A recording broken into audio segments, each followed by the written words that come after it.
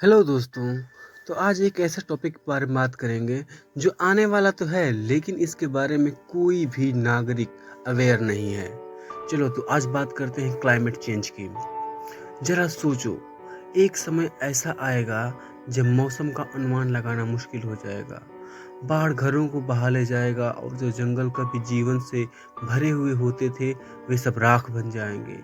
यह कोई दूर का भविष्य नहीं, ये आज हो रहा है। नमस्कार दोस्तों, और स्वागत है आपका हमारे एक छोटे से YouTube चैनल जिसका नाम है फ्रेंड ऑफ नेचर। तो चलो भाई बात करते हैं उस टॉपिक के बारे में जिससे किसी को फर्क तो पड़ता नहीं लेकिन फर्क पड़ेगा। तो आज बात करते हैं जलवायु परिवर्तन की। जलवायु परिवर्तन का मतलब है तापमान और मौसम का लंबे समय तक बदलता रहना। अब ये बदलेगा तो कुछ और बदलेगा।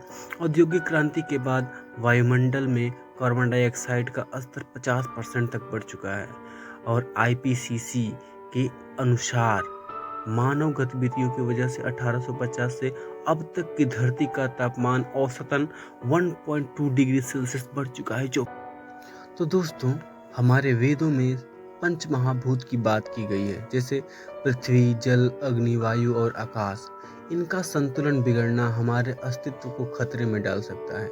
वास्तव में ऋग्वेद कहता है कि धरती हमारी माता है और हम इसके पुत्र हैं।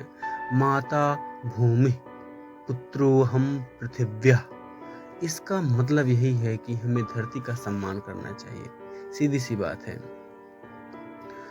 तो तथ्य जैसे बता रहे हैं कि 2023 में दुनिया ने अब तक का सबसे गर्म वर्ष दर्ज किया है। अंटार्कटिक में समुद्री बर्फ हर दशक 13% तक कम हो रही है। संयुक्त राष्ट्र की रिपोर्ट के माने तो 2030 तक 700 करोड़ से अधिक लोग पानी की कमी से जूझ रहे होंगे। हालांकि तब पॉपुलेशन भी कुछ ज़्यादा ही हो चुकी होगी। कनाडा में 2023 में जंगल की आग ने 1.7 करोड़ हेक्टेयर जंगल उड़ा दिए भाई। यह जंगल पूरा उत्तर भारत के बराबर है।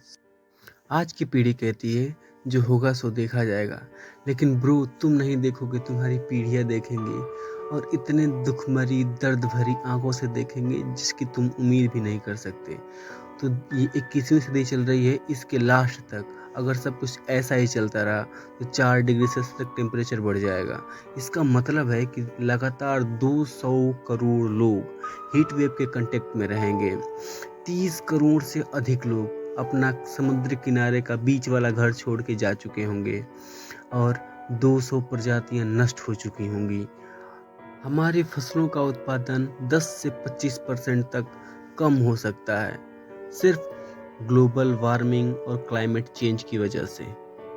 तो दोस्तों, हमारे शास्त्रों में भी कहा गया है कि प्रकृति का संतुलन बनाए रखना ही धर्म है।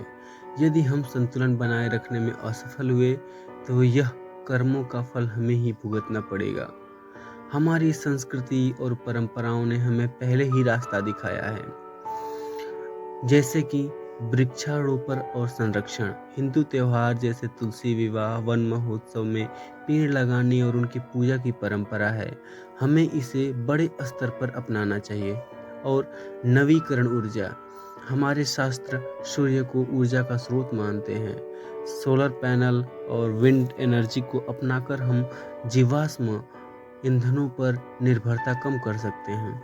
और प्लास्टिक को तो भाई इग्नोर करना ही चाहिए, लेकिन जितना हो सके उतना करना चाहिए। पूरी तरह तो नहीं हो पाएगा क्योंकि हमारे जीवन में शामिल हो चुका है। एक और ऑप्शन है जिसे कहते हैं ऑर्गेनिक फार्मिंग। ये कुछ हद तक क्लाइमेट चेंज को कंट्रोल कर सकती है। इसके बाद बात करें तो भाई हमारी संस्कृति ने हमेशा प्रकृति को माँ का दर्जा दिया है। यदि हमने इसे बचाने के लिए कदम नहीं उठाए तो हम आने वाली पीढ़ियों के लिए अंधकारमय भविष्य छोड़ जाएंगे। आज एक पेड़ लगाएं, ऊर्जा बचाएं और अपने कार्बन फुटप्रिंट को कम करें।